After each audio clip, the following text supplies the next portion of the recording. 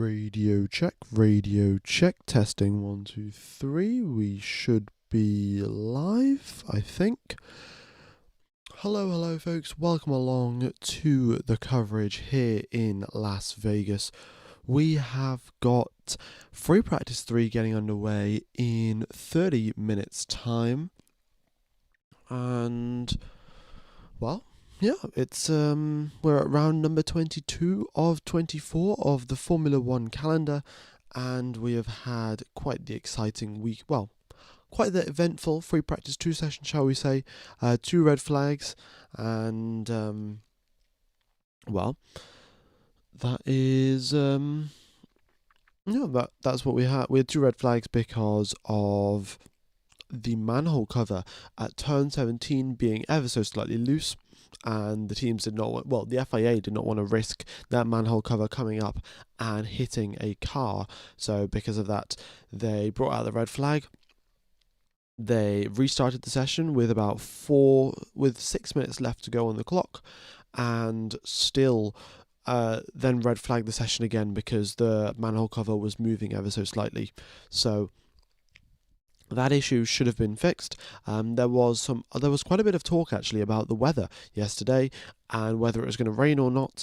And unfortunately, I would like to tell you that the forecast for today is that it's going to be dry. It is going to be a 10% chance of rain or 0% chance of rain depending on where you look. So that is the forecast for this. Well, for tonight. And yeah.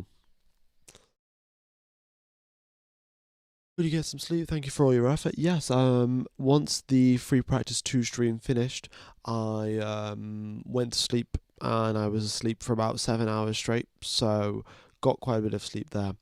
But still a little tired today, because the sleep, of course, is not at a normal time. It was from like 5:30 a.m. to about 1 p.m. Yeah, so it wasn't when I normally sleep. Normally I sleep like probably 11 till like 7 or something. So oh well, it's fine, and not doing too bad, to be honest. Hopefully all the drivers can get a good run in today. Yeah, we did have quite a few drivers not be able to set a good lap time during free practice 2. Just as the soft tyre runs were happening, that's when the red flag came out to disrupt the soft tyre runs. So Piastri didn't get to set a time, neither did Verstappen, neither did Tsunoda. So we still had a few more laps to be done on soft tyres, and a little bit more information yet to be found out.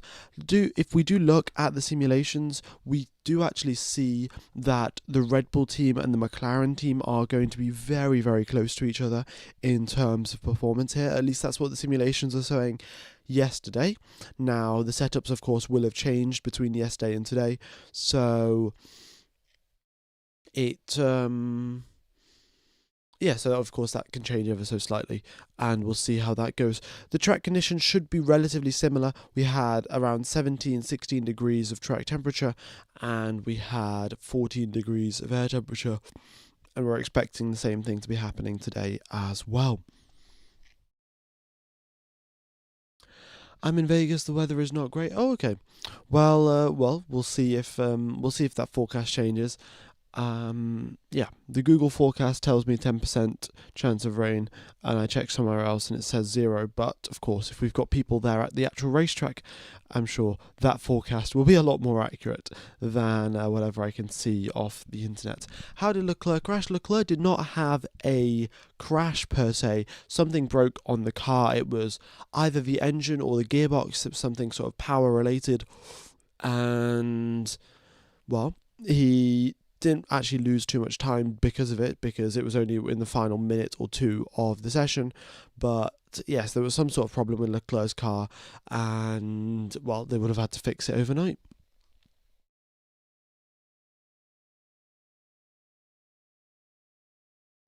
Would have been an overheated gearbox, maybe. I mean, to be fair, we had air temperature being really low, so it doesn't make sense that much stuff would have been overheating. But I guess maybe the the teams had put a lot smaller cooling packages rather than these big old brake ducts and big old cooling vents. They put much smaller stuff because they were expecting cooler temperatures. So maybe there was some overheating that was going on. Okay.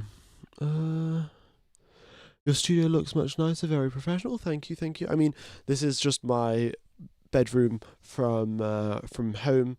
My other setup is my bedroom at university. So yeah, just two different setups. But got this got the Suzuka track and the Interlagos track behind me. So it's pretty nice.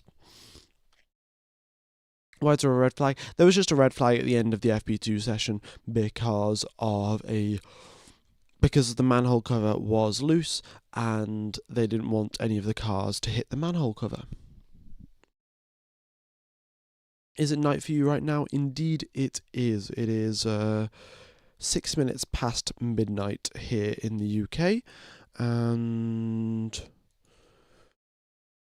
yeah, not too bad though. I mean, it'll be fine. Like most people, we've got quite a few fans from Australia. I think YouTube Analytics tells me about 8% of people watching are watching from Australia, and well, the time zones are always pretty bad for the Australians, so it's not too shabby.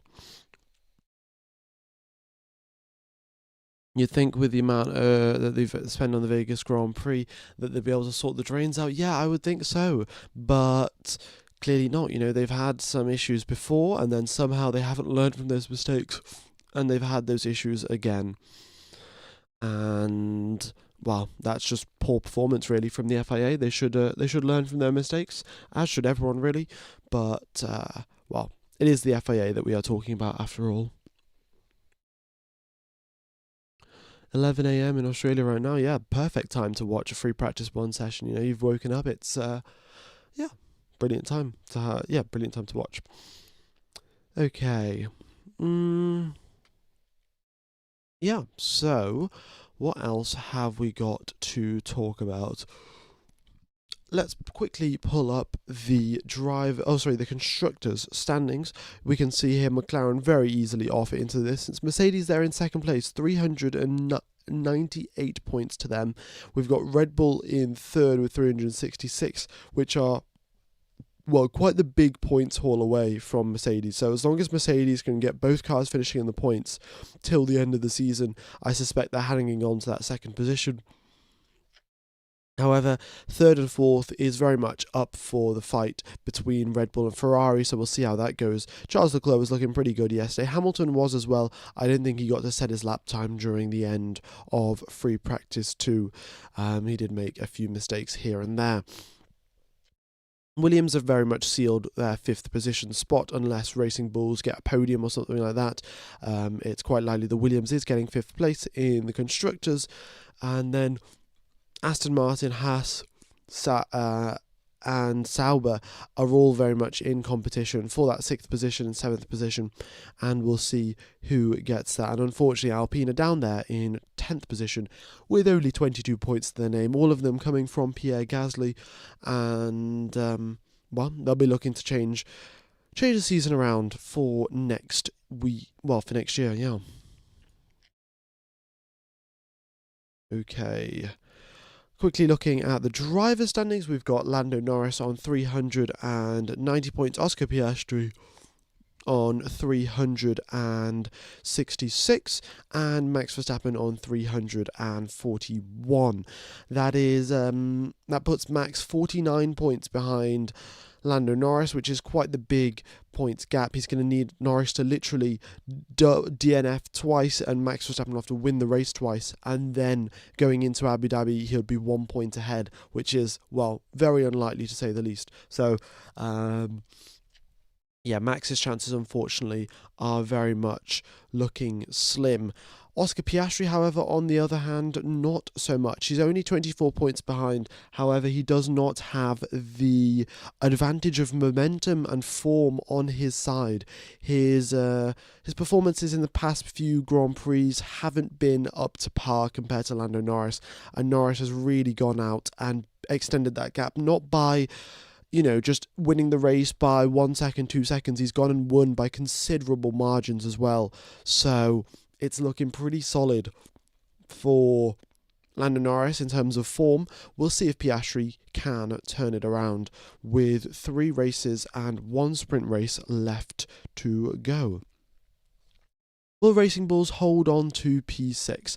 Well, the thing is that if we look at the Formula One grid, we can see very clearly that the top 4 teams, McLaren, Mercedes, Red Bull and Ferrari, are in a league ahead of Racing Bulls. So hypothetically, what should happen is those top 4 teams should finish in the top 8 positions, and then that only leaves 9th and 10th for the other teams. And then that will just result in there not being enough points available for Aston Martin to close up to Racing Bulls in the final few races of the season.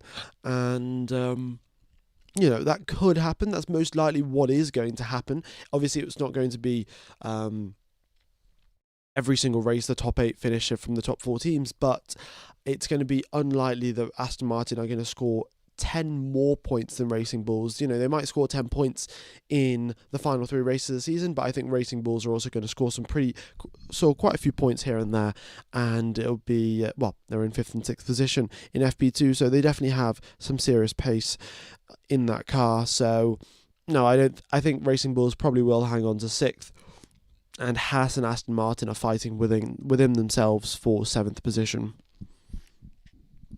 Okay. Let's see, we've got quite a few chat messages that I've just missed. Piastri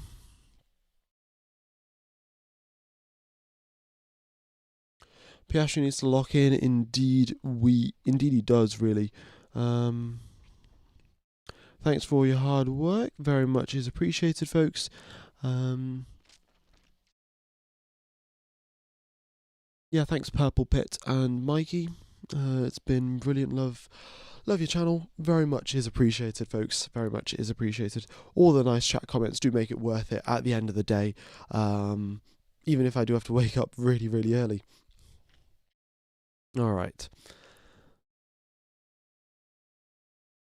Why does it say 2024 poll? It's just a reference time, really, to give you an idea of how quick the drivers are going. Are they on, a really good push lap, or are they on race pace sort of performance? We can see that Lando Norris's pace yesterday on that soft tyre was a 133.6. So, you can tell that he was pushing reasonably hard. Of course, not that hard at the end of the day, but it was still a good lap overall. And let's say, if he was doing 135s or 136s, then it would be very clear to see that he's doing race runs and race simulations rather than qualifying simulations. So just a bit of a reference point.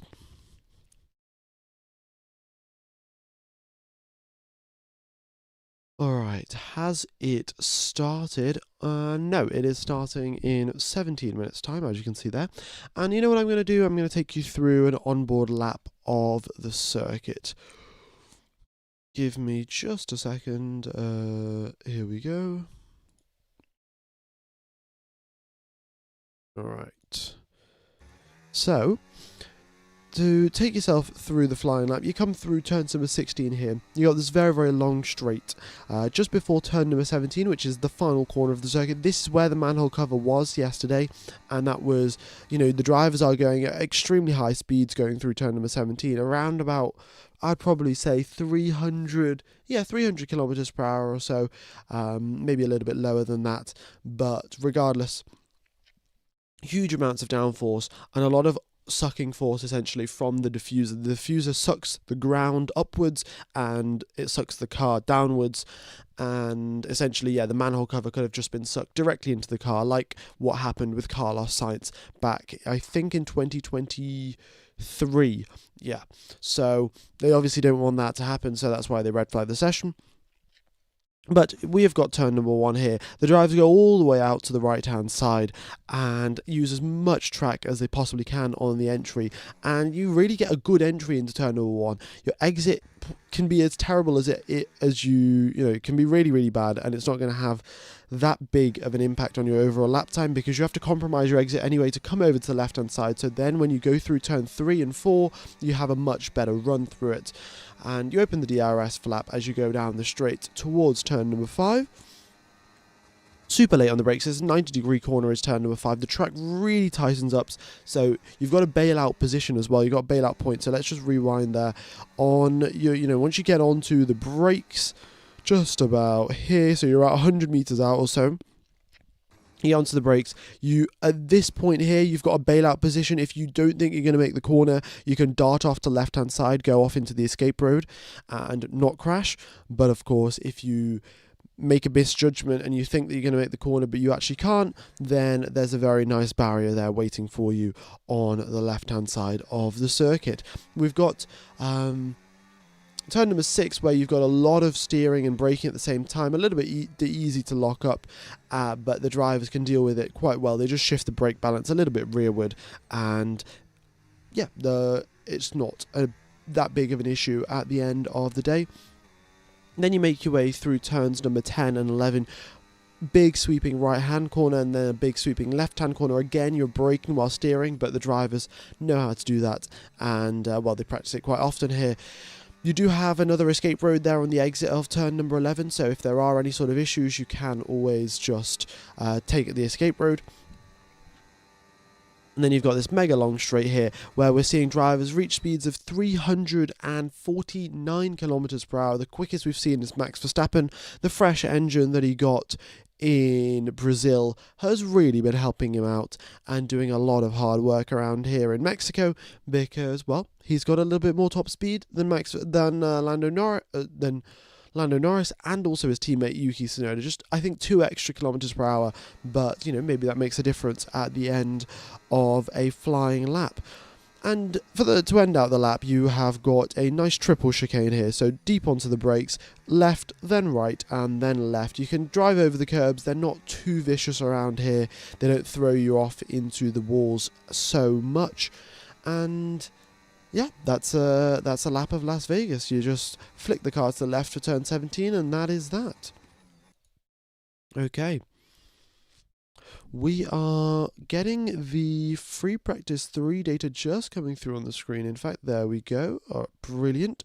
Track's even cooler than it was yesterday. In fact, it's 14 degrees Celsius for track temperature, air temperature 13 degrees Celsius. Let me just get rid of the FP2 data off my screen. Okay.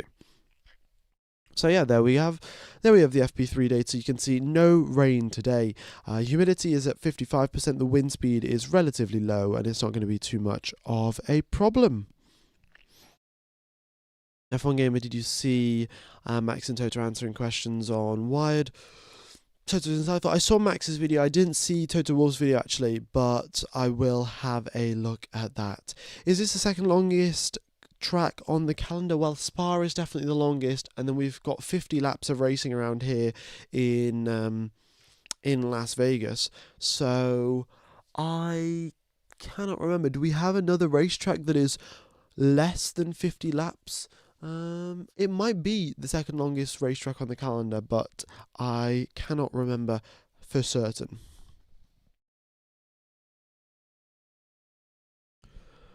Okay. Let's see. It's 34 days until Christmas. Oh yeah, it's not that far away, I think. Now, is it? What's the date today? The date is the 22nd of November. Wow, it's getting pretty close. Spa is 44 laps. Yeah, so Spa is the longest racetrack that we have, but I don't think that we have anything in between Spa and this. Are you still wearing a suit for the last race? I don't know. I said I'd wear a suit if we had a 3-way fight for the championship, and it doesn't really look like that. So who knows? I shall decide. Oh, it's the 21st still in Vegas. Fair enough.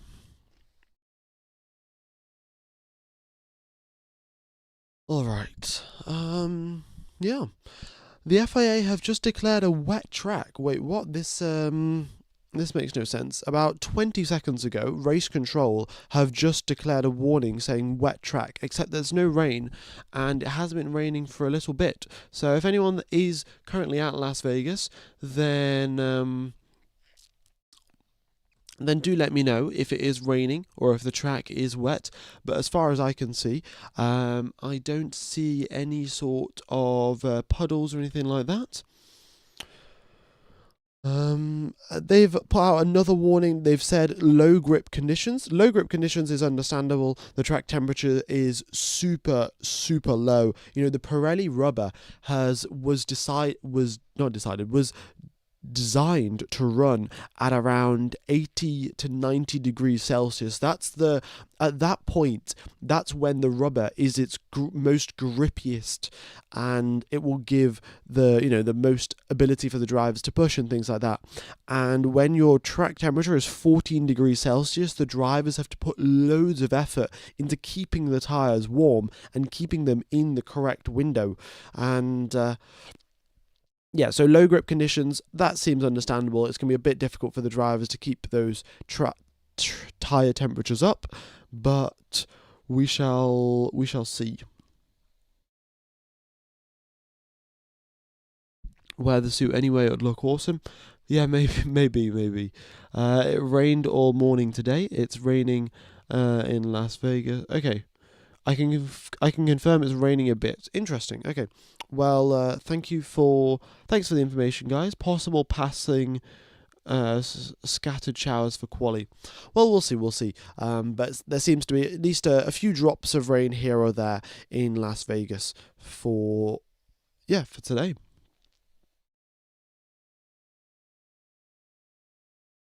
Reports of the manhole covers being damaged in Las Vegas. A ton of people are coming. We'll see how how the manhole covers hold up for this weekend. Well, for FP3, but to be honest, they've had a whole pretty much 24 hours, 18 hours to fix this. All they needed to do was get some welders out onto the racetrack, so it shouldn't be too bad.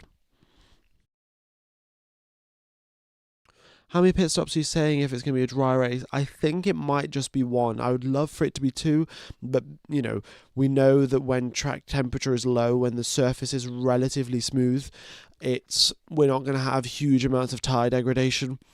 And if we don't have huge amounts of tire degradation, the teams will try and do just a one-stop strategy.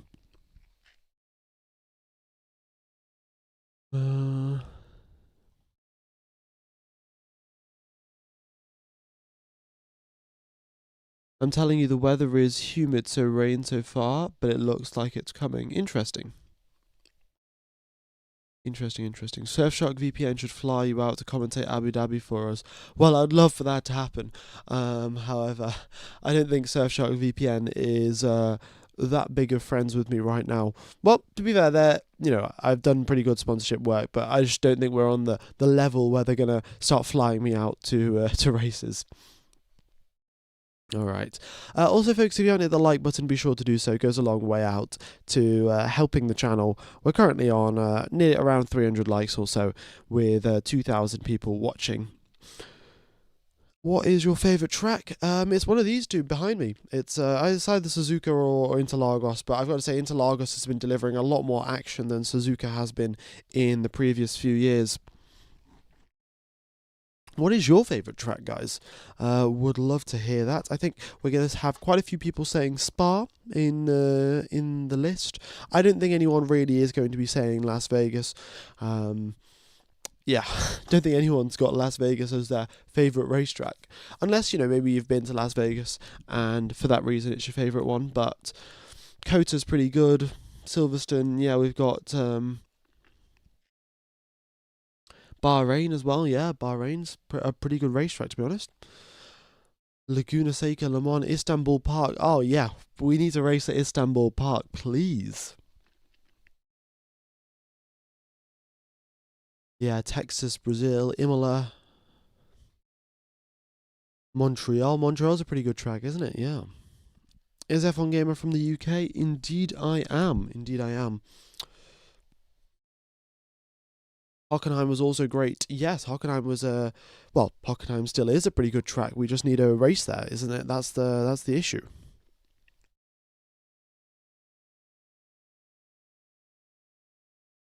All right. So let's run through a few more things. Oh yeah, Cadillac, of course. That's we've got some more updates here with Cadillac, and the Sergio Perez has done some testing days, in fact, with the old Ferrari car in a completely blacked out livery. I think they did the testing at Imola, and yeah, it was pretty good. Sergio Perez was driving around. I think Valtteri Bottas has been side questing. He's been going left all around the world doing random stuff, but Sergio Perez has been in the simulator. He's been on in the one of the older Ferraris doing testing work for Cadillac. So the Cadillac team get used to how a Formula One weekend works. They get used to how all of the procedures that are involved with setting up the engine, getting the temperatures ready, then sending out the driver, getting feedback from them, and all of this stuff. So that is, and of course, Cadillac are using the Ferrari engine, I think, to start out their time in Formula One. They'll be looking to make their own engine, I think, maybe in 2028, but at the start of their Formula One journey, they're going to be using the Ferrari engine, and that is why they are driving around the Ferrari car for the test day. So nice there from Sergio Perez, and good to see Cadillac making some progress. And yeah, the Cadillac doing quite a lot of hiring. Actually, their pit stop teams are already doing practice for. Yeah, their pit stop teams are already doing practice for the season, so it's pretty nice. Do you have any plans of doing the news on F1 in shorts? I might do some news on F1 in shorts, but the reason why I don't really do much sort of news content is because it sort of gets outdated within like the space of 4 or 5 days or so, and then nobody's ever going to watch that video again. Whereas if I make a video, let's say about the some race that happened and why it was really cool, or like the time that 3 drivers were on the exact same lap time or something like that video remains interesting for, let's say, 5 years, 10 years time, and it just works out a little bit better. So maybe I'll just sort of stick to doing the news during the streams, like before the session starts and stuff, because, well, that's when it's most relevant, isn't it? Finding out what's been going on in Formula One just before they get out onto the track. All right. The map looks like a pig upside down. Oh yeah, that's exactly what it looks like. I don't know if it was intentional or not. Surely someone knew what they were making. So who knows? Do a real life stream at Silverstone next year. I would actually love to. I think the tickets are already sold out though. I might be able to get my hands on some tickets regardless, but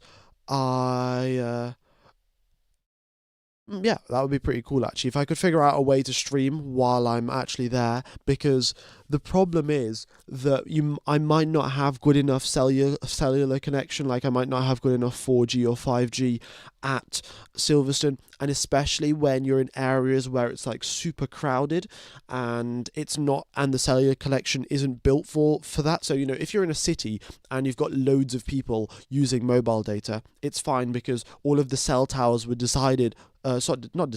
were designed to work when you've got thousands of people all together. But out in sort of the countryside, the cell towers are sort of just your normal cell towers, and they're not expecting thousands of people to be in this one sort of certain location.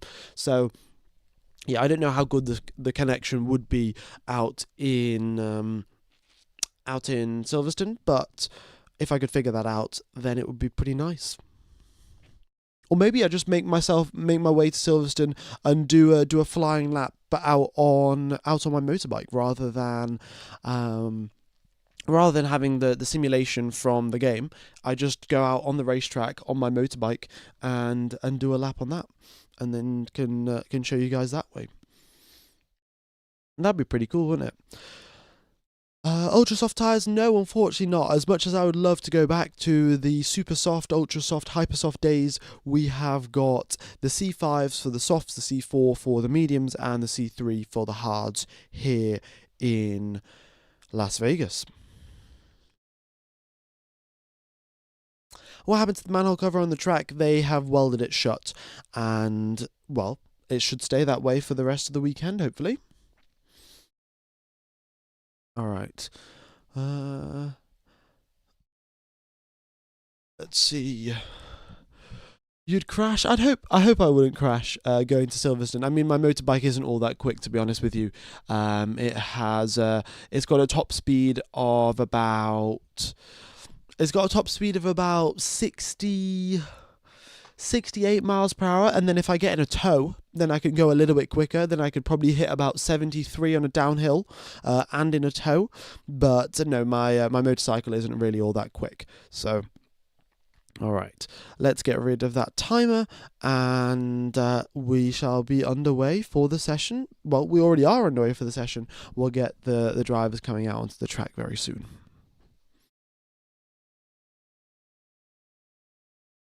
Brilliant.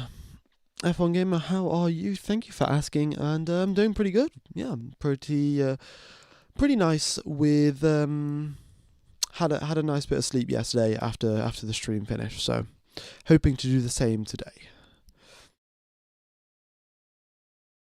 F1 in Morocco is a good idea. I mean, if there's a good racetrack in Morocco, for sure.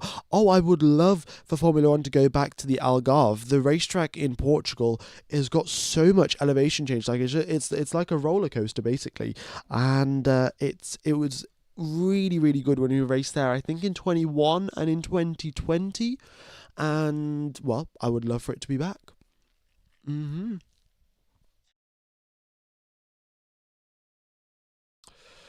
Okay, I think I'm going to switch to the other setup. There we go. And we'll be getting the team radios coming through shortly. We've got Piastri and Hamilton out onto the racetrack. Good to see, good to see. Intermediate tyres, folks. Intermediate tyres. So clearly, the wet track conditions that the FIA was talking about are true, and that is why the drivers are out on inters. So Piastri's out on inters, so is Lewis Hamilton, so is Oliver Behrman, and they're just being on the cautious side. It doesn't seem to be, sort of huge puddles of standing water here or there, but there are little patches where the track is still damp, and well, they don't want to be taking any sort of risks, so they are out on intermediate tyres. The first ever time that we've had a driver out on intermediate tyres here in Las Vegas. A little twitch of the rear from Oscar Piastri as he's driving around the lap and just trying to keep that McLaren under control. Of course, no traction control on these cars, and they do have 1,000 horsepower under their right foot, so you've got to be quite sensitive on that throttle and quite careful with your upshifts as well. Upshift probably a little bit early to reduce that wheel spin and to reduce the risk of you spinning out. What motorcycle do I have? I have a Honda 125. Yeah, Honda 125, CB 125F or something like that. I think all around the world it's got a slightly different name, but it's just a 125cc, 10 horsepower, nothing all that quick. Yeah. Is it raining? It is not raining. The track, however, is damp, and that is why we have got Piastri, Hamilton, and Piastri, Hamilton, and Behrman, all out on intermediate tyres. And as they have just said over the radio, Oliver Behrman, the wettest is turns number 6, 7, and 8, and apart from that, the rest of the track is reasonably dry. So that is the situation out in Las Vegas. Yeah. But no, just to clarify, no rain. It rained earlier in the day, and the water is still on the racetrack. My first bike was a 1977 Honda CB125. Yeah, they are pretty reliable bikes at the end of the day. So I'm sure if you still had that bike lying around, you could probably get it started with 1 or 2 kicks of the kickstart. Right. Maybe a bit more than 1 or 2 kicks, but they are Hondas are pretty reliable at the end of the day. As long as it's not a Honda from 2015 to 2017, a McLaren Honda to be specific. I think that was probably one of the outliers for Honda in terms of how bad their reliability was. If you exclude that, since they rejoined back with AlphaTauri, they've been pretty solid.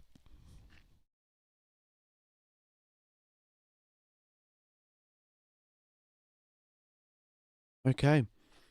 And Piastri's pushing reasonably hard here. He was quite close to the wall, but I guess when you are at a street circuit, you're always quite close to a wall.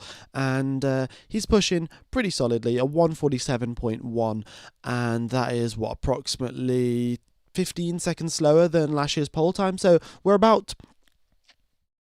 pretty much 12% slower than the dry lap times that we were seeing yesterday, and that is the Formula One sort of magic rule. If the lap times are 12% slower due to track conditions and water and stuff like that, that is around about the time when you want to think from switching from the slicks onto the intermediate tyres. So Piastri is very much in that window, and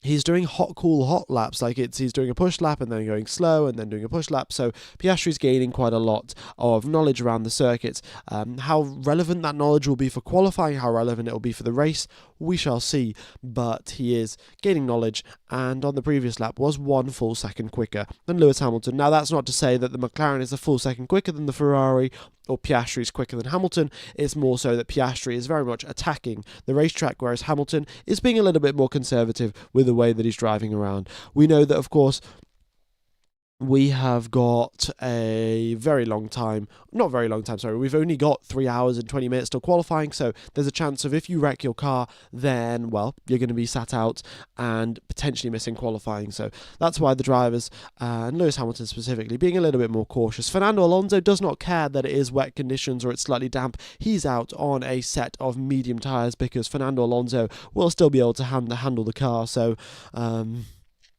we'll see how he does, and we'll keep an eye out on his radio. They've just said from the competitive 6, 7, 8 reported quite wet. Get some proper stops in. Let us know on the brakes. So Alonso's just driven through the wet patch now, and we'll see what he's saying over the radio.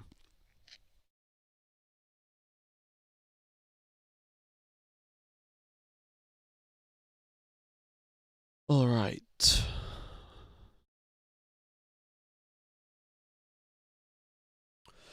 Now I own a Honda CBR 1000RR. Oh damn, it's a pretty quick bike. Yeah. All right. Let's see then. All the drivers sort of lapping around. Alonso said from our side we'd stay out from just what's past. Also, let's get a good stop at turn 14. So they're talking about getting a good stop at that. Essentially, that just means warming the brakes up, warming the tyres up as well. So, there are 2 different ways to warm up tyres, and it is the way that you do it is by putting load into the rubber and stretching the rubber in different directions. Now, when the drivers are weaving left and right, they are putting lateral load on the rubber and they're heating up the tyres that way. When the drivers slam onto the brakes, they put a lot of sort of longitudinal load on the tyres, and that is another way that they can warm them up. So essentially they're telling Alonso to be super hard on the brakes at turn number 14 to try and build that temperature, because especially when you have a damp racetrack, it means that you can build up a bunch of temperature, but if you hit a little patch of water, that temperature falls off a cliff and you have to build it all up again. So that is sort of the problem that Fernando Alonso will be facing right now. In the first sector, he's about 3 seconds slower than Oscar Piastri. The middle sector is where we've got the majority of the water, so I suspect him to be even slower there, but we'll see how it goes. Max Verstappen getting a little tank slapper there as he makes his way through turns number 5, but he keeps the car on the road and no sort of issues there for him. Oh, also, folks, correction. Alonso is not out on medium tyres. The data was glitching, and it's now showing question mark here, and I'm watching the onboard footage, and Alonso is on inters. So he was not out on mediums, he was out on inters. The data was just having a field day. So there we go. The data's just been nice and confusing. Alright, Max Verstappen goes ahead of Oscar Piastri by a few milliseconds, but Lewis Hamilton is still top of the times. He is 8/10 clear of Max's lap, so nice job there from Lewis Hamilton, and he's really picked up the pace rather quickly in that Ferrari car.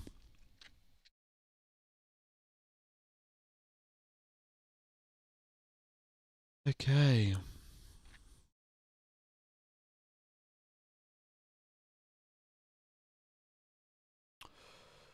Okie dokes.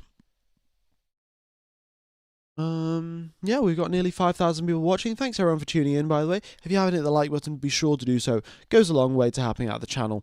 And yeah, we've got everyone weaving left and right, building up that tire temperature to make sure that they can go for a flying lap without the temperatures falling off a cliff, which I think is something that may have happened to Yuki Tsunoda on his previous flying lap, about 2.5 seconds off the pace there, and I think that might just be down to the fact that during his flying lap he hit a wet patch, didn't have enough tire temperature, and had to back off from pushing.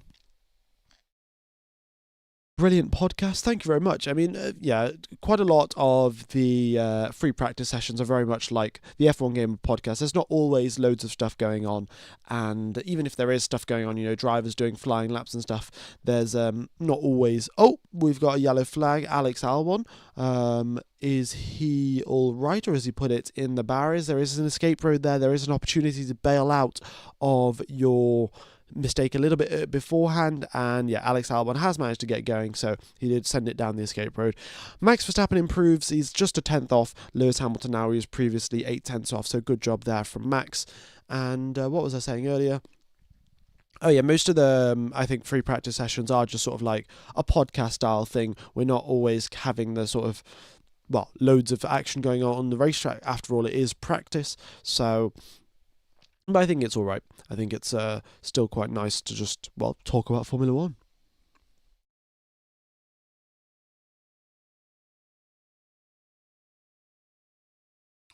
F1 Gamer, what's your opinion on the Yelly listener situation? I've seen that he's got copyright strikes. I'm not sure. It must have been by the FIA, not the FIA, sorry, Formula One management, and it's just not really ideal, is it? Because at the end of the day, what we're doing here, even me, like, this data is technically all Formula One's property, and if they wanted to take down the stream, they would be well within their rights to take down the stream. Currently I've got an agreement with the Formula One guys that they're not going to take me down because, I'm benefiting the sport overall, but yeah, not everyone has had the luxury to send out their emails, get in contact with people, and then sort of confirm that their channel is fine. So it's just not ideal, really, because having YouTube videos explaining Formula One, having YouTube videos talking about Formula One, what people's predictions are, and things like that is the way that the sport grows. That's the way that I got into the sport. In fact, when WTF1 still had Matt Gallagher and Tommy, it was.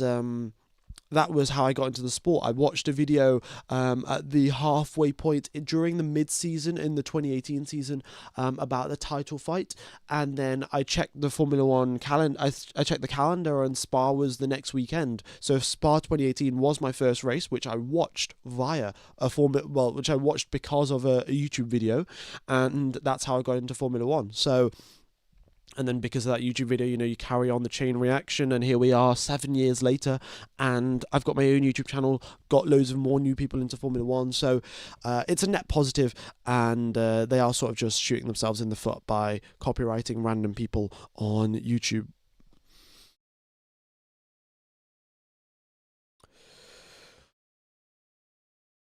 Yeah, I mean, I'd love to actually talk with because they've got their own channel now, P1 Matt and Tommy. I'd love to send them an email and maybe get in touch or something. But they do qualifying streams as well, and they do race streams, and quite often I actually end up with a few more people watching the stream than they do, which is quite interesting. But their videos do a lot better than my videos do.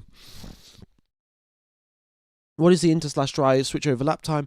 We're looking at lap times probably in the 140 1 range. I reckon if the lap times drop to 141 or 140, low 142s, we'll probably have the drivers switch over. It's just that turns number 6, 7, and 8 are currently quite wet, so as soon as they sort of dry up and the water gets shifted away elsewhere, then the drivers will be more than happy to go out on slicks.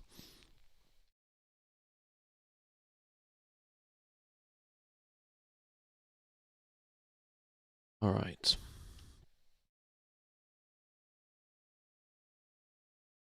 Yeah. Okie dokes. We have got 45 minutes remaining of the session, and we have got 11 lap times up on the board right now. A few drivers still in the pits, few drivers making their way out of the pits right now and starting their flying laps. Here we go. Antonelli starts his flying lap, and so does George Russell. What site is it to watch this weekend? It is Service TV this weekend, folks. If you want to watch F1 this weekend, it is the Austrian VPN server and Service TV F1.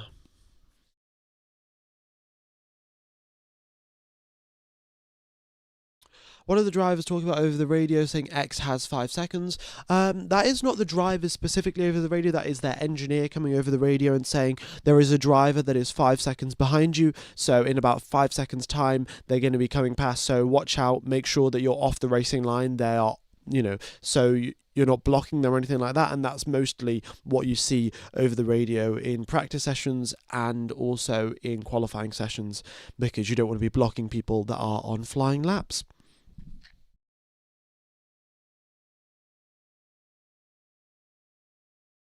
Alright. The reason your stream works is the amount of data provided in the stream, which gives way more insight than a reaction stream with a timing tower.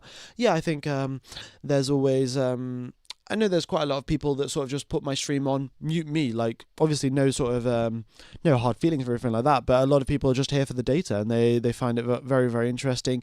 Some people would like to see this track map, know where all of the drivers are. It's, sometimes they have it up on the live broadcast, they've got a little map showing where all of the drivers are, sometimes they don't, so... It's quite useful to have, and the team radios are pretty interesting as well, so yeah, I understand that having all of this data is very handy, and it helps the stream out a lot. Explains why Science's radio has got none of it. Yeah, I don't know what Science's radio has been saying for the past... To be honest, they go by so quickly, and quite often they're not really... You can see there, Liam Lawson, 2.5, just behind you. That's just saying, oh yeah, there was someone behind you. Lewis Hamilton said, carburetor is dry, and so are we. I don't know about a carburetor, mate. All of these cars are fuel injected. We don't have any carburetors in Formula 1. But, yeah, I think he's getting to the point by saying, oh, the track's drying up, and we can start thinking about switching over to slick tyres. Russell across the line, 5th position for him. Yuki Tsunoda across the line, 6th position for him. And there are still about 2 seconds off Lando Norris's time. But of course, Lando Norris has done a few more laps, so he's got a little bit more knowledge of where the track is quick and where it isn't. How are the conditions? The conditions are damp. There's leftover rain from earlier in the day, and that is why we have got... that's why we've got drivers out on inters. It must be the water, folks. That's what it is. Can you explain the panel on beside the time on Norris's name is purple while others is green? So Norris's purple is because he's got the fastest lap out of everyone. This best lap will always remain purple because it's practice and he's going to be top of the time. So whichever driver's up in first position will have a purple best lap. The fact that his last lap is also purple means that his most previous lap was the one that he did it in. So, his next lap, when he comes across the line again, around there, he'll be on a cool down lap and the lap time will be like a 2:15 or something like that. And then it will no longer be purple. But purple essentially just indicates the purple colour indicates that it is the fastest out of anyone on the racetrack. So, if we get, you can see a few purple mini sectors here. So Max Verstappen going through by the looks of it, turns number 1 and 2 was the fastest out of any driver on that flying lap, and that's why he's just moved himself up from 5th position to 4th position. We can see Liam Lawson here in the final sector, getting 2 purple mini sectors there, just as he overtakes Norris and Piastri, because he must have got a little bit of a tow. So yeah, purple indicates fastest out of anyone on the racetrack. Green means better than your personal best. Yellow means slower than your personal best. And blue means the drivers are driving in or out of the pit lane. Liam Lawson improves up into 5th position, goes ahead of his teammate Isaac Hadjar. Nice job there from Lawson. Okay.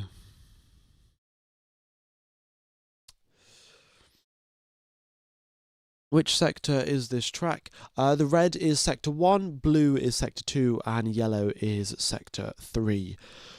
Charles Leclerc up into 7th position. Still, we've got quite a big gap there, to be honest, in terms of pace between 6th and 7th position. There's 1 second slower for 6th place and 7th, and 1.7 seconds slower for 7th position.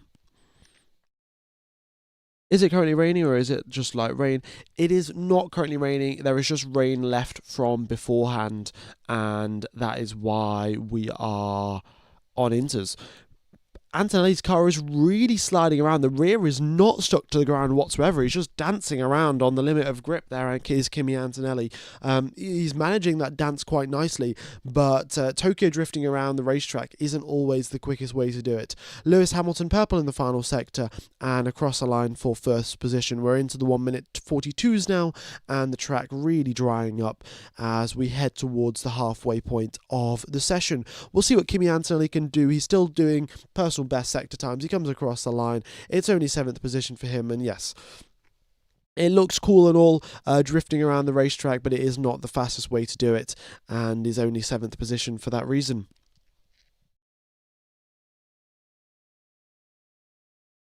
Hamilton, good chance of being on top in the top 4 for quali. Yeah, the Ferrari's looking pretty good, to be honest. The pace difference between McLaren, Red Bull and Ferrari is really close, within about 1/10 of a second or so, and that means the drivers can make all the difference at the final runs of Q3, so it should be good to see what happens. It's a wet track, so nobody has DRS either. No, we do actually have drivers using DRS here. You can see above me and below me, since we've got these green sort of dotted lines going across the track, that means DRS is enabled. When DRS is disabled, it will be sort of these grey lines that you can barely sort of see, but currently they are green, meaning that we do have DRS enabled, and drivers are hitting reasonably quick top speeds. The thing is, though, that they're nowhere near the top speeds we were seeing yesterday, because their exit that they're getting out of turn number 12 is just not as fast. So looking at the turn 12 speeds, they're going to be approximately 40 kilometers per hour slower, and that means at the end of the straight, they're going about, what's that, 14-15 kilometers per hour slower than normal. So that is yeah, that's the difference that you get when you're running on intermediate tyres. Your speed down the straights is all the same, but your entry onto the straight will be slightly slower, and that means your top speed down the straight will also be slower. F1 Gamer, who is your favourite driver? My favourite driver is Sebastian Vettel, as you can see there. Yeah, on the current grid, maybe Yuki Tsunoda, maybe Fernando Alonso, but I don't really know. It could also be Alex Albon. I'm not particularly certain, to be honest with you guys. It's very yeah, I'm just a big Seb Vettel fan. If Vettel was back, you'd never hear the end of it. I would be a very biased very biased commentator indeed. But yeah, he's no longer in the sport, and hence not really too biased towards anyone. Okay.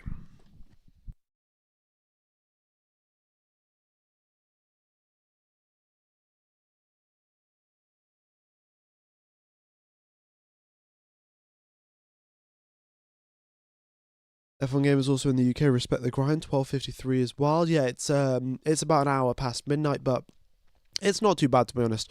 I am a university student at the end of the day. Staying awake past midnight is a pretty common occurrence, to be honest. The next stream, however, the stream which is 3 a.m. to 4 a.m. or 3:30 a.m. to 5 a.m. or something. Yeah, that one is a lot more rough. Stroll's out on softs. Apparently, allegedly, the tires have glitched out previously. Alonso, it said that he was out on mediums, but he was actually out on inters. And yes, Stroll just comes out and it glitches immediately from softs back to intermediate tires. So Stroll is not out on softs; he is back out on intermediates as expected.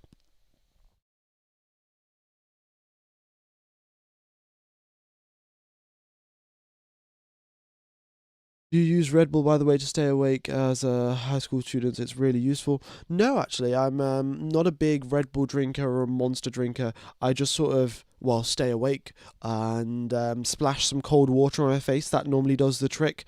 If I have to stay awake late for whatever reason, cold water on my face is a pretty solid job of keeping me awake. And in fact, I did that just before I went live for the stream. So there you go. Antonelli across the line, 6th position for him. He is 7/10 off Lewis Hamilton's lap time, who's currently up in first place. He's also about 3/10 slower than his teammate in these treacherous conditions in Las Vegas. For me, coffee is the way to go. Yeah, coffee works pretty well, to be fair, as well. I'm just not the biggest fan of the taste. Sometimes I like it, sometimes I don't. But yeah, I don't. I just have instant coffee. None of the fancy stuff. You know what I do actually though. During, I think it was pre-season testing, I had coffee mixed with honey, because it would really help my throat while commentating. Because I think it was about 9 hours of commentary during a testing day, and you can imagine my throat at the end of the day was feeling quite rough. So. Yeah, but to be honest, it's I've got used to it now, just sort of the endless talking. We're getting little spots of showers over the radar. I'm just looking at the radar here on the right side of my screen, and the radar is showing sparse little drops of rain here and there, and it's sort of just continuously looking like we're going to have a little shower randomly throughout the day. So potentially it could be intermediate tyres for the quali as well, depending on what the rain does for the next couple of hours. So we'll sort of see how it goes. What do I study? I study mechanical engineering, folks. Mechanical engineering.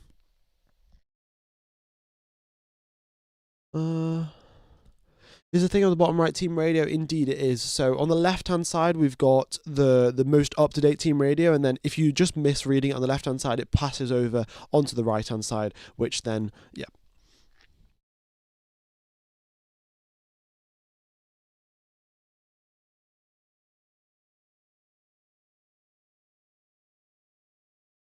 Honestly, F1 Gamer, as a Max fan, I have to say Max is pretty much out of this championship. Lando can get a DNF and it's likely to win the title. You agree?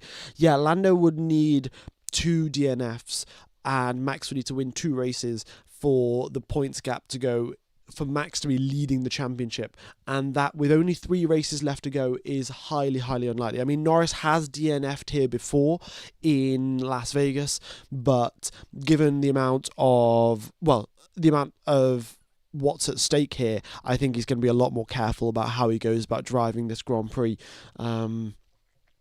If we come across a scenario where it's Norris in second position, or Norris is on pole and let's say George Russell is in second for whatever reason, then actually not even for whatever reason, Russell's looking pretty quick today, and if that were to happen, Russell can get super duper aggressive because he knows that Norris is not going to be taking loads of risks and he will back out of it because he doesn't want to lose the championship. So for that case, Russell can just go all out attack and try to get that first place off Lando Norris.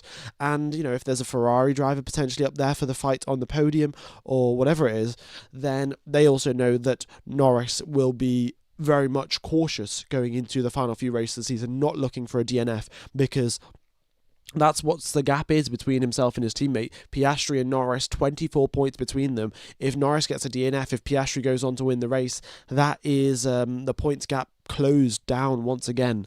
So yeah, Norris will be being on extra precaution in the final few races. We have got soft tyres coming out as the lap times have just dipped into the high 42s. We have switched over from the intermediates to the softs. Lando Norris is out on soft tyres, and they've come over the radio to say, remember, zero risk. And Liam Lawson also is out on softs. They're using the inters. Yes, they are using the inters. It rained a little bit earlier on in Las Vegas, and the forecast is also showing slight little showers here and there, which is, well, keeping the track damp, and that's why we're getting the drivers out on some inters.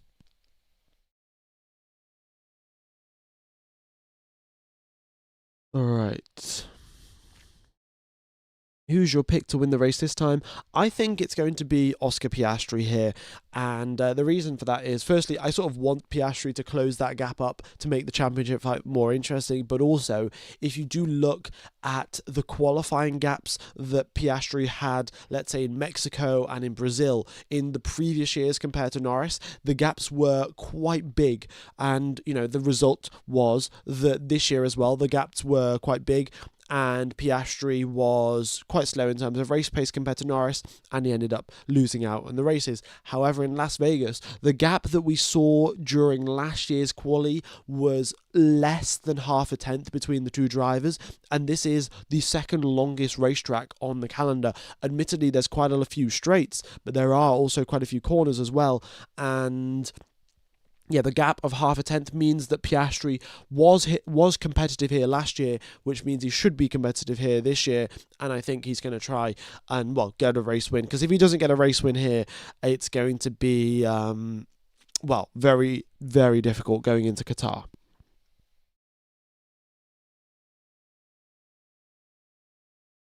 Okay, is Norris making a race simulation? Well, we shall see. But Norris, he'll be driving around very, very carefully, even though he is out on soft tyres, and you know he may have a little bit more grip. He's got to be very careful in terms of the situation. So we'll see what he's doing.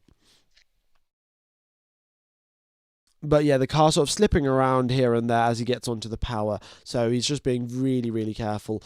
You know, there are some signs here and there that he has got glimpses of more pace. You know, turn number 12 looks reasonably dry, and you can see that just at the end of sector number 2, he goes purple as he makes his way through turn number 12 because it is dry in that specific part of the track. However, we have just got a weather alert saying that it is going to rain in 3 minutes time. So, you know, Norris may be on for a flying lap now. He's in fact green in the final sector because he had such a good run out of turn number 12, but this lap time may be very short-lived because because there's rain forecast in 3 minutes time.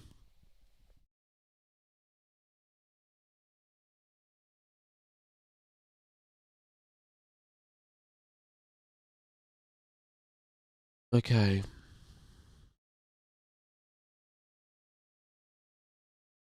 No way, he said Piastri with a straight face.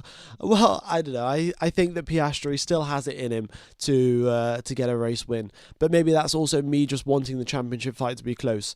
I'd very much like it to go down to the wire. So maybe that's why I'm rooting for Piastri this weekend.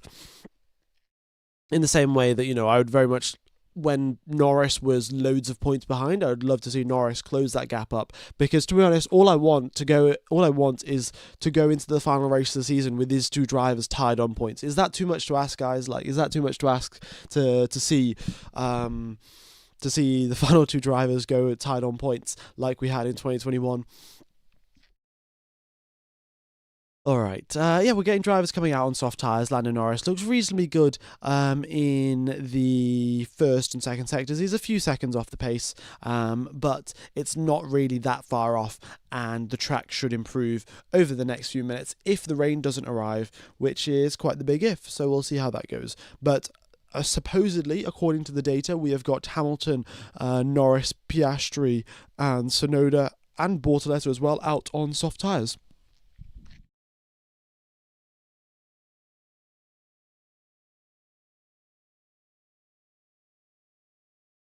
Norris isn't improving. Yeah, he is. Yeah, we had a few sort of, you can see here that at some moments he was quicker. Oh wait, my mouse isn't on the screen yet. You can see here at some moments he was quicker. You could see some purple mini sectors here and there where the track wasn't wet. However, there were also quite a few yellow patches, and that is where the track was wet, and Lando Norris decided, well, there's no point still driving around when the track is still a little bit too wet for these tyres, and that's why he, well, found himself back into the pit lane. So there are some parts of the track that are still dry and you can gain lap time in. There are other parts where you can't, and well, the drivers that are coming out on soft tyres are going to find that out very, very soon.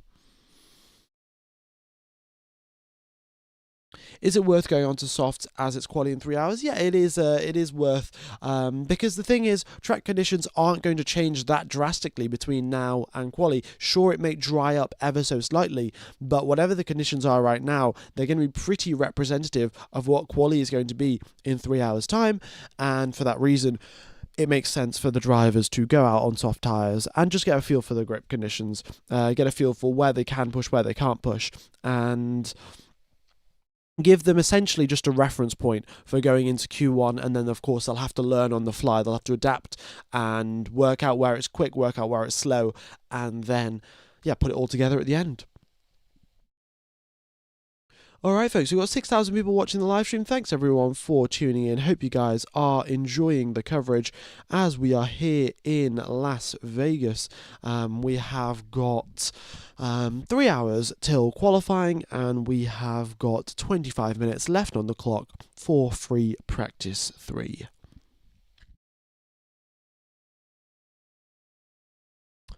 There is the F1 Academy race in between now and quali, which could change things. Maybe it could actually, yeah. I forgot about that. I thought that would be before, but I guess not. So that would dry out the circuit a little bit. Fair enough. But also there's a chance of rain. There was supposedly rain that was going to arrive right now. Clearly that hasn't happened. Or if it has rained, or if it is raining right now, it's the lightest rain that you've ever seen. Either way, Piastri goes purple in the final sector. Very nice final sector for him on that previous lap. Unable to improve overall, still are approximately 3 seconds slower, but yes, he was purple in the final sector. Because the final sector is very much dry, the middle sector and the first sector is where most of the drivers are having issues. Well, clearly not the first sector. Hamilton doing pretty well in sector number 1. Sector number 2, however, may be a slightly different story. But it is hammer time for Lewis Hamilton. Let's see what he can do. Exits turn number 12, coming through the middle sector. Well, clearly not. It was not an issue for Lewis Hamilton. It was for Oscar Piastri, but not for Lewis. Purple in the middle sector goes Lewis Hamilton. And are we going to get a triple purple from Lewis here in FP3? He's got few drivers out ahead of him as they head towards turns number 14, 15 and 16. Hopefully Verstappen and I think one of the other drivers get out of the way so Lewis can do his flying lap. And Lawson and Verstappen did not let Lewis by. I don't know if Lewis backed out of his lap or what's happened there, but Lewis, I think, has just backed out of his lap. He goes 5 seconds slower in sector number 3 after presumably getting blocked by either Verstappen or Lawson. I don't know which one it was. I haven't got the oh no, actually, never, correction there. Hamilton just made a mistake. Going into turn number 14, let's watch the replay here. Oh no, yeah, he was getting very close to hitting one of the Racing Bulls, and I think he was locking up ever so slightly. So he got partially blocked and was also very close to hitting one of the cars. So doesn't really matter because Tsunoda's just gone quicker than Lewis Hamilton by 0.3. Hamilton was on for a really good lap, to be honest. And if he did manage to get a good final sector in, that would have put him about an entire second quicker than Yuki Tsunoda, about 0.4 quicker than Charles Leclerc's lap that he's just put in now. So Hamilton was on for a fantastic one before he had that issue at the end of a fine lap. Penalty for sure, grid drop. Well, the thing is, if this was to happen in qualifying, that would be correct. There would be a grid drop that would be given out. However, given that it is practice, the FIA do not give out grid drops for issues that happen in practice. They'll be most likely giving out a fine if at all anything. So yes, there were some traffic issues, but it is practice at the end of the day. Ferrari is back. Indeed they are. Indeed, they're doing a good job here. We'll see how it goes.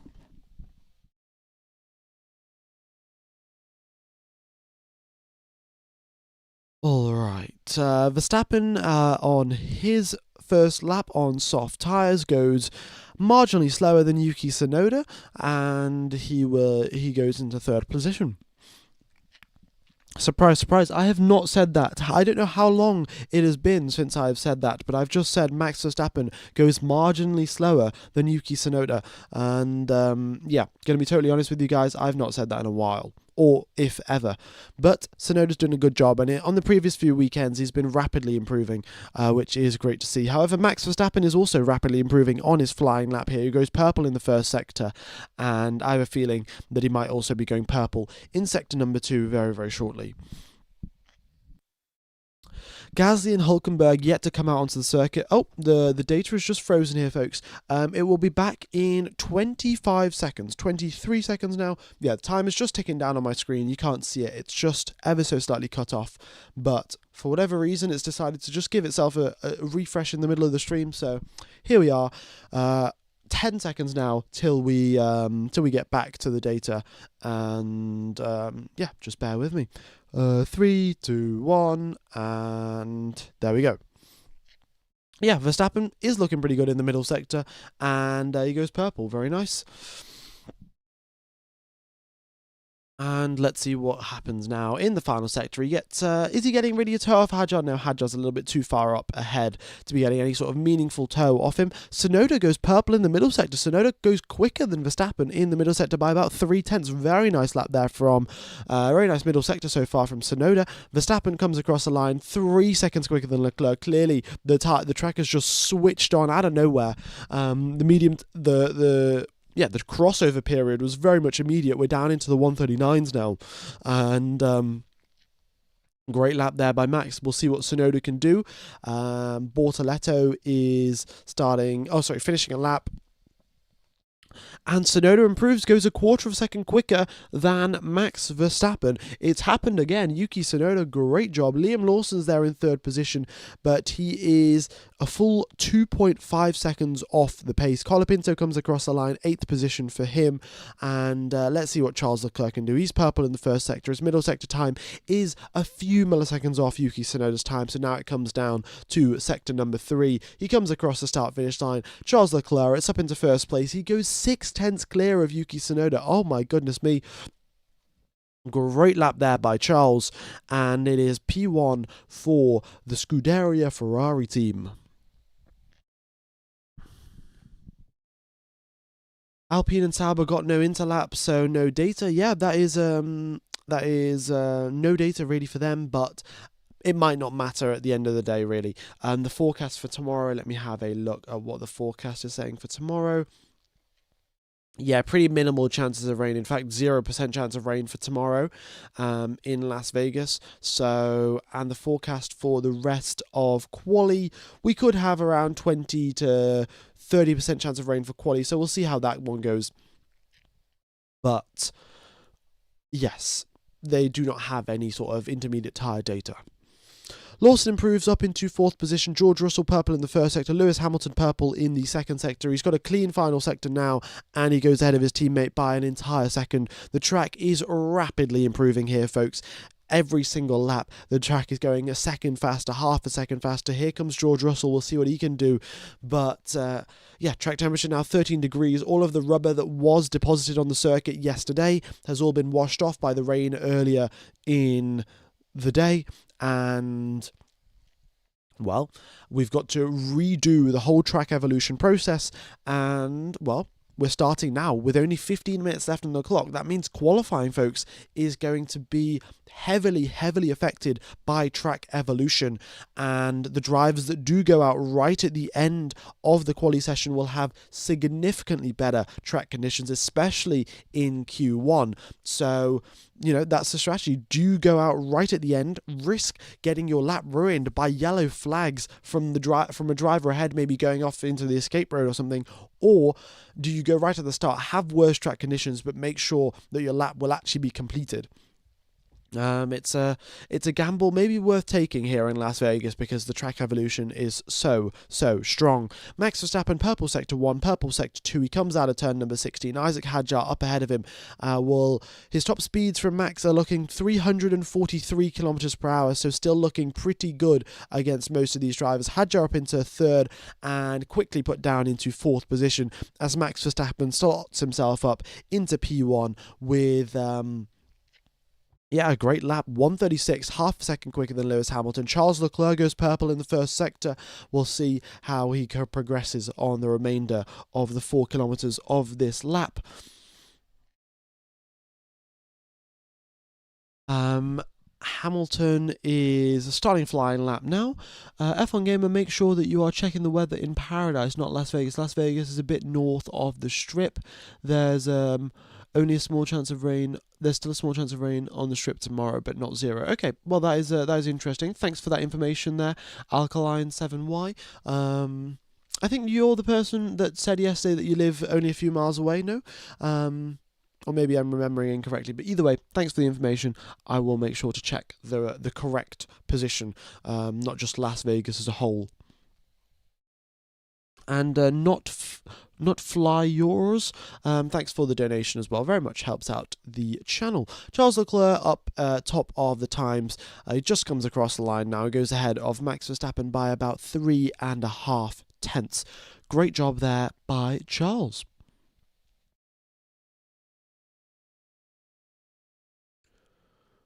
Brilliant. And Hamilton's also on a good lap here. He's still on the same set of soft tyres. They've done about 7 laps or so now. And, he's purple in the middle sector. Coming towards turn number 14, Hadjar gets out of the way. Very nicely done. And we'll see what Hamilton can do. Going down the straight, Hamilton 347 kilometers per hour. So Hamilton, one of the quickest drivers. He did get a tow when he hit his top speed. You can see that Hamilton quickest out of everyone, 3:51, and Charles Leclerc 3:48. They did get a tow, I think both of them, on their runs when they got those top speeds. But regardless, quick nonetheless down the straights. It's a Ferrari 1-2, folks.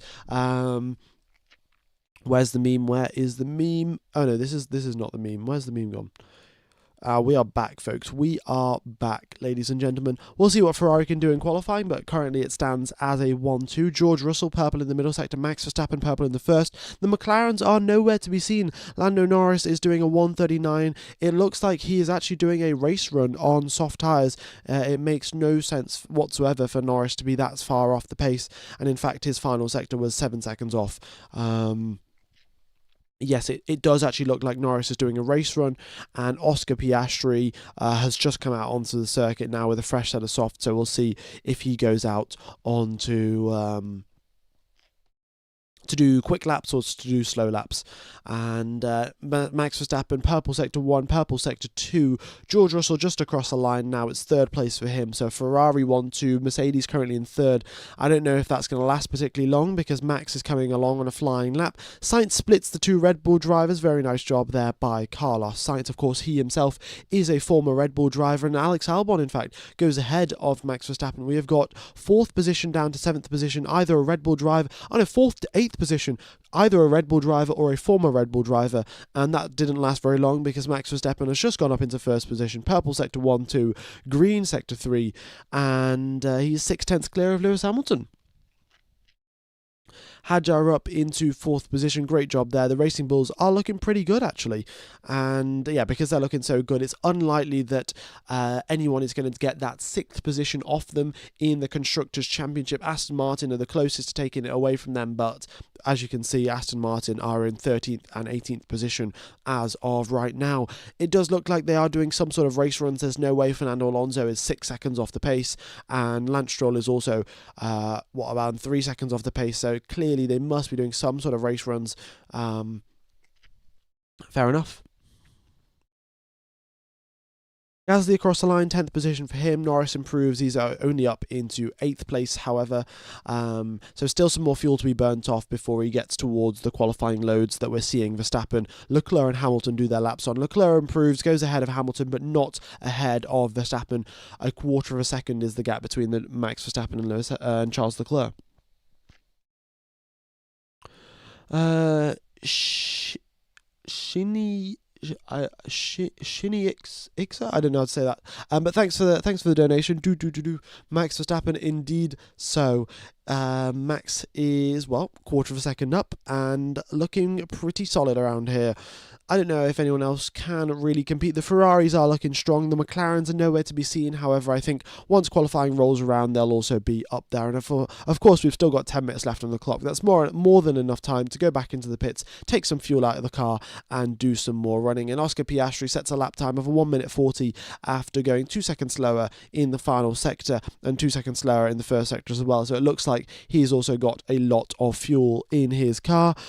Turn 14 incident between Lewis Hamilton, I think it was Liam Lawson and Max Verstappen, where Lewis Hamilton got blocked. No further investigation. It was noted, but the stewards aren't really going to investigate it, given that it is just a practice session. Right.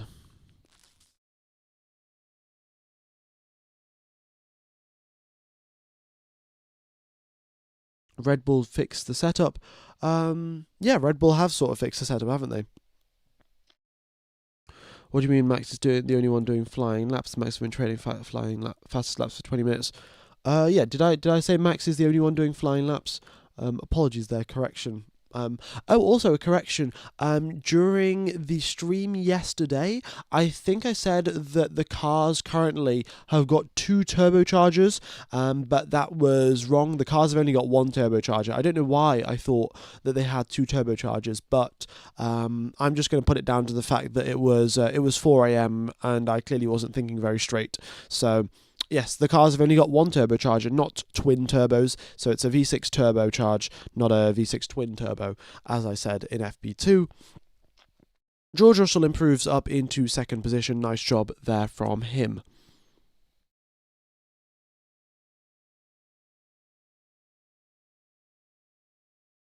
Okay, Alex Albon, purple in the first sector, looking very nice there in that Williams car. Here he is coming through turns number 17, and what can Alex Albon do? In fact, you know what I'm going to do?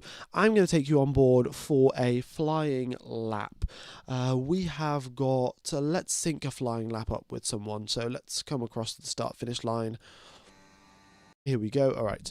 So let's see. Let's go on board with Oscar Piastri. I think Piastri's starting a flying lap now. Yes, he is. Okay.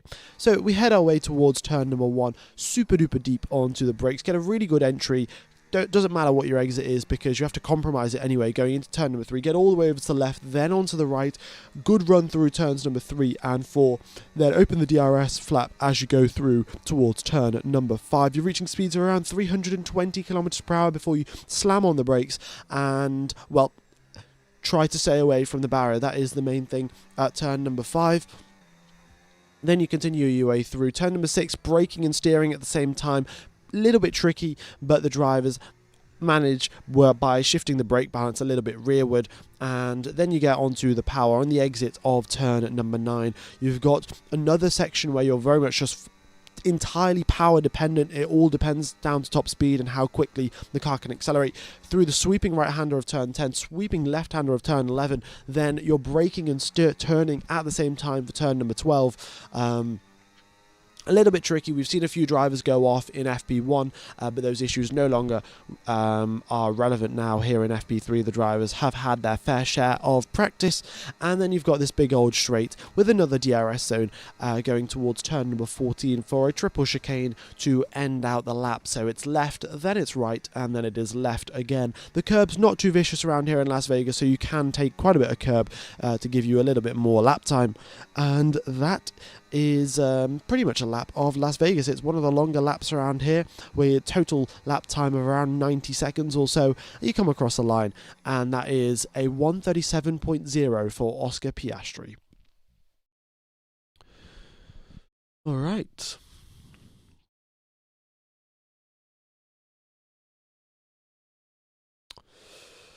We use a soft tyre for 8 laps. Yeah, we've had quite a few drivers do multiple laps on the soft tyres, and that is purely down to the fact that the track is evolving anyway, and everyone is going quicker. We're getting purple sectors being set by, whichever driver here and there, and yeah, the only reason that's happening is because the track is getting quicker and quicker as it rubbers in. F1 Gamer faster than Piastri? Yeah, a little bit, but Piastri was on a race run, and I was very much on a time trial run. All right, Steve Smallcombe, thanks for joining the channel membership, buddy. Yeah, welcome along to the points finish. If any of you guys are interested in joining the channel membership, it is £1, $1, €1 for the lowest tier, and then of course if you guys do want to support a little bit more, then there are other tiers as well. Goes a long way to helping out the channel. But I would also say that right now there is like less than 2 weeks left of the Formula 1 season, so you're not really going to get any sort of huge benefits by being a channel member. So maybe if you don't want to do it right now, then you can always do it at the start of next season. Bortoletto purple in Sector 1, Norris purple in Sector 2, but then what came into the pits, actually, Lando Norris aborted his flying lap. So it looks like they're hiding some sort of pace there. If Norris had finished that lap, he would have been up in 4th position. He would have went ahead of Lewis Hamilton there. So according to the theoretical lap times, if Norris hadn't aborted his lap, 4th position is where he would be. So as expected, really, we know that the McLarens do have some pace under their belt. Rain on the driver radios, let's see. Liam Lawson up into 1st position. Of course, it's a fresh set of soft tyres for him, so we'll see what the rest of the grid can do with soft tyres, with a fresh set of soft tyres, but nonetheless, great lap there from Liam Lawson. What are your thoughts on Audi and Cadillac next year? I think they'll be competitive. I think so. Audi, of course, they'll be taking over from the Sauber team, which is fantastic. Sauber already are a pretty solid team as a whole. They're not right up there in terms of pace, but they have been in the past. And Audi will then be adding on to that with their own sort of development engineers. So it's not like they're only working with the Sauber engineers. You've got Audi engineers plus Sauber engineers. And you've also got Nico Hulkenberg, who's a very experienced driver, leading the development of the 2026 car. So I think they're in good hands. And the same thing for Cadillac, really. Cadillac, of course, is part of General Motors, and General Motors have got huge motorsports experience in loads of different categories. And they've also now got Sergio Perez and Valtteri Bottas as their 2 drivers, which is, always a very, very good sign, having such experienced drivers to help them out in terms of development. Alonso momentarily went up into 2nd position, and then we had George Russell up in 1st, and that's quickly been taken away by Alex Albon, who's now out on a fresh set of soft. Behrman improves up into 4th position again on a fresh set of soft tyres. Max Verstappen, however, is also on a flying lap. Purple Sector 1, Purple Sector 2 so far, and we'll see what he can do. He's currently 7/10 off Alex Albon's time. And we have got another channel member, actually. Gabs Vinhow, thanks for joining the channel membership. Very much is appreciated. Podium finish as well. Yeah, cheers. Max Verstappen, top of the times, and he goes 6/10 clear of Alex Albon. We'll see what the Ferrari drivers can do now that they are also out on fresh soft tyres, and we'll see what the McLarens can do as well. They're currently in the pits, so that probably means they're taking a bit of fuel out of the car, they're putting on some fresh set of softs, and we'll be getting their lap times, well, imminently, hopefully. There's only 2 minutes left on the clock, though, so it might be a little bit rushed for time.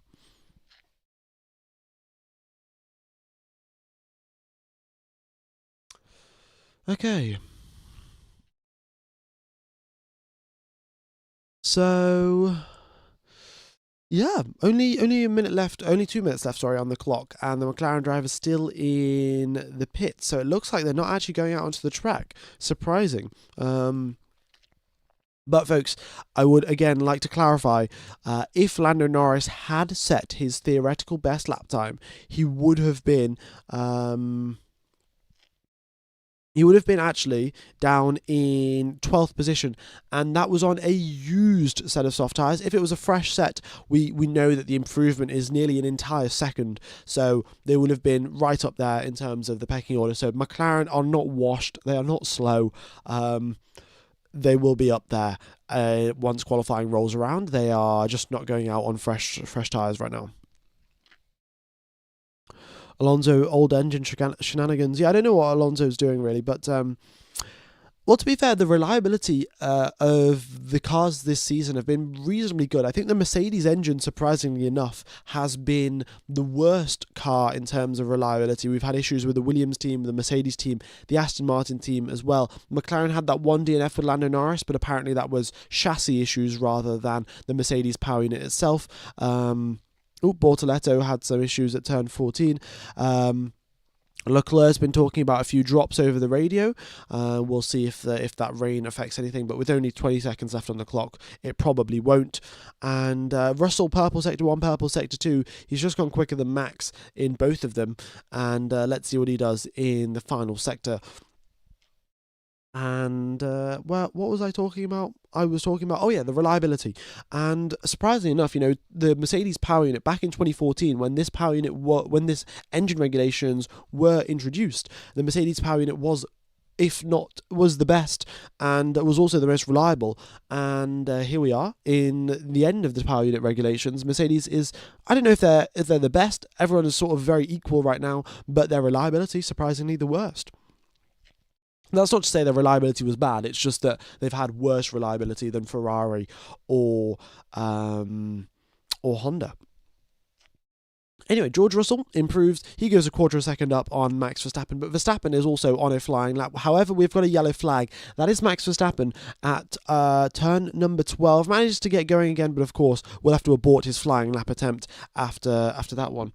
Ronaldo van der Staan has gifted five F1 memberships. That is very much appreciated, buddy. Thank you so much for helping out the channel. And then 5 random people that have typed in chat have been given a channel membership. So your name will be green till the end of the season, and you'll be able to join the Discord server as well. So yeah, congrats guys. But also thank you very much, Ronaldo. Goes a long way to helping out the channel, folks. I think now we're 135 channel memberships as of right now, so that is mega, and really helps out the channel, folks. Brilliant. So that is, I think that's all from me, to be honest, for free practice 3. Qualifying, as you can see, is in 2 hours and 30 minutes time. So what's going to happen now is I am going to end the stream, and it'll take you over to the qualifying stream. The qualifying stream's already up on the channel page, or you can click the link that I'm about to type into the chat. But either way, that is... That is the FP3 session over. We have got the McLarens down in 19th and 20th position after they did not set a lap on a fresh set of soft tyres. We have got the George Russell first, Verstappen second, Alex Albon third, Hadjar fourth, Hamilton fifth, Antonelli sixth, Lawson seventh, Stroll 8th, Alonso 9th, and Gasly 10th. That is our top 10. Leclerc down in 15th, Tsunoda down in 18th, and apart from that, everything is reasonably standard. So that is all from me, folks. That's the end of FP3. So I'm going to end the stream. It'll take you over to the qualifying stream. If you could just hit the like button and the reminder button, would help out the channel quite a lot. And that is all from me, folks. That is all from me. I shall see you in 2 hours for qualifying. We're going to have a very exciting qualifying indeed.